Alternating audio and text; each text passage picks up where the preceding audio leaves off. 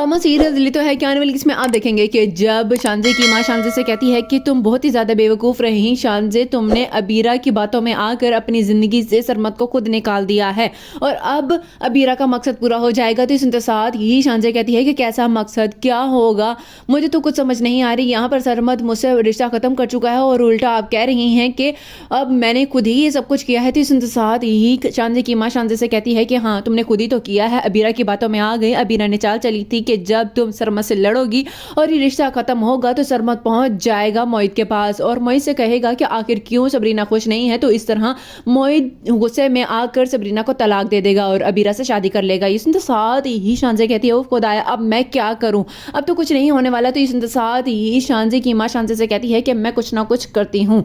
दूसरे सीन में आप देखेंगे कि उधर हारून की मां जब अबीरा की मां के पास आती है और आकर कहती है कि मेरा बेटा आपकी बेटी की जुदाई में बहुत ही ज्यादा बीमार होता जा रहा है। तो इस साथ ही अबीरा की मां कहती है कि लेकिन हारून भी तो ठीक नहीं करता ना, आपको पता है ना कि इन दोनों के कैसे ताल्लुकात थे। तो अब तो बात खत्म होने पे ही आ चुकी है। ये सुनते साथ ही हारून की मां कहती है कि लेकिन हारून किसी भी सूरत में नहीं छोड़ना चाहता है अबीरा को। ये सुनते साथ ही कहती है अबीरा की मां कि क्यों क्यों नहीं छोड़ना चाहता, आपको नहीं पता। तो ये सुनते साथ ही हारून की मां कहती है कि आप भी फिर अपनी बेटी की कारनामों से वाकिफ नहीं है, वो तलाक लेकर अब शादी करना चाहती है मोहित से। तो ये सारी की सारी बातें सुन लेता है मोहित और कहता है कि बहुत ही अच्छा हुआ, बेशक चाहे मैं देर से आया लेकिन दुरुस्त वक्त पर आया हूँ।